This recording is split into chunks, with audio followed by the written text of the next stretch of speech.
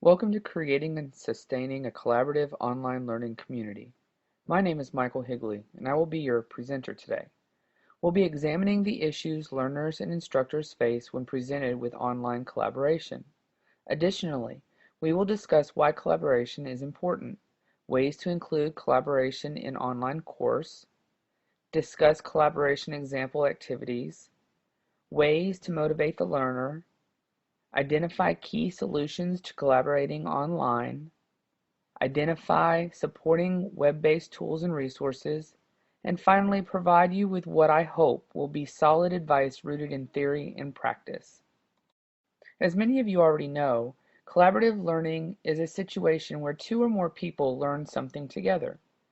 Put differently, collaborative learning refers to methodologies and environments in which learners engage in common tasks where each individual depends on its accountability to each other. These include both face-to-face conversations and computer discussions.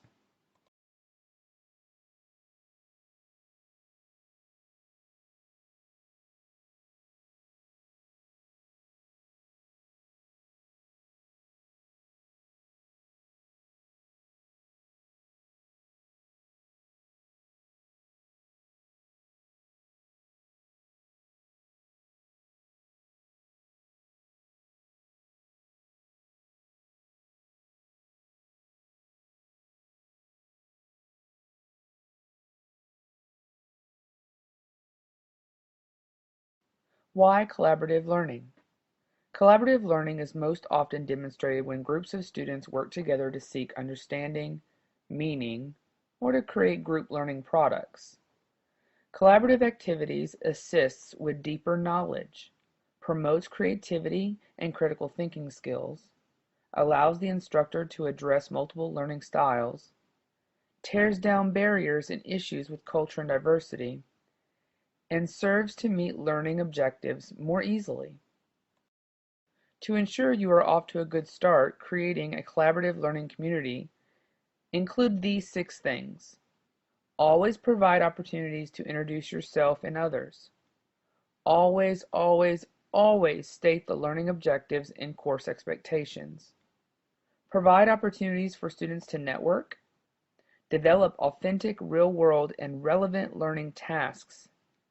And over everything else, remember to be encouraging and supportive. This helps to build trusting relationships between you and the learning community.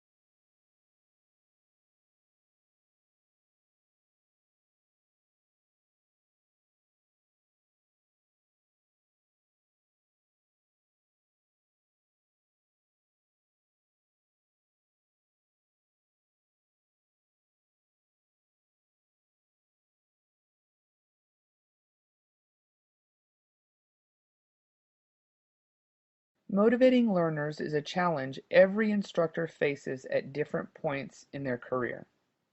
Often, the key to motivating students to participate collaboratively is a matter of evaluating the content and developing an approach to engage the learners. There are 2 types of student motivation. The first type, called intrinsic motivation, happens when the learner is actively engaged in the activity because they love the content. These learners will most likely be engaged again in future activities more readily. The second type of student motivation is called extrinsic motivation. Learners who are extrinsically motivated typically engage in activities for what they can get out of it, like a reward, usually immediate. These learners do not usually enjoy collaborative activities and may limit the number of activities they participate in.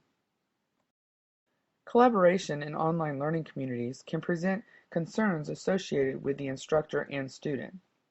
So, what are the issues? As an instructor, it is important to identify the issues and target the ones that are the greatest concern. In addition to student motivation, course workload was cited as a concern for collaborative communities by Faculty Focus 2011. Is motivation a factor, and if so, is it intrinsic or extrinsic? Finally, is there a lack of online learning experience and ability, or is it that the learner is unfamiliar with his or her own learning style?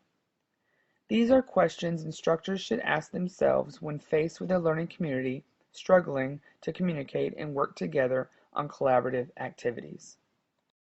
What should you do if presented with an online learning community struggling to be successful participating in collaborative activities? Here are a few solutions supported by Paloff and Pratt 2005 and 2007 and Faculty Focus 2011. The first thing suggested is to encourage participation in activities that are relevant to students' lives. Create introductory activities, develop group norms, and provide students with course expectations. Appeal to multiple learning styles and individual learner needs. Utilize delivery systems such as Web 2.0 applications to allow for learner control. We'll talk more about web-based tools and resources next. Lastly, foster a sense of community that is stimulating and encouraging. According to Cobb 2009, collaborative online tools and resources help to facilitate, encourage, and motivate learner participation. Some examples of these technologies include Edmodo, Spicebird, and SimplyBox. These tools allow for collaborative assignments to be completed within the collaborative online community, synchronously and asynchronously. These tools allow for learners to be creative, reflective, and work together sharing new learned information. Finally, as the presentation comes to a close, Paloff and Pratt 2005 and 2007 offer instructors of online learning environments this advice. Be reflective throughout the teaching process. Don't forget what it was like to be a student. Focus on engaging the learner. The goal of every course should be to prepare learners for new information, no matter how it is delivered. Allow learners to demonstrate their learning through collaborative and creative web-based applications. Communicate often with learners, providing them timely feedback. Lastly, remember that it is important to nurture a sense of community with online learners.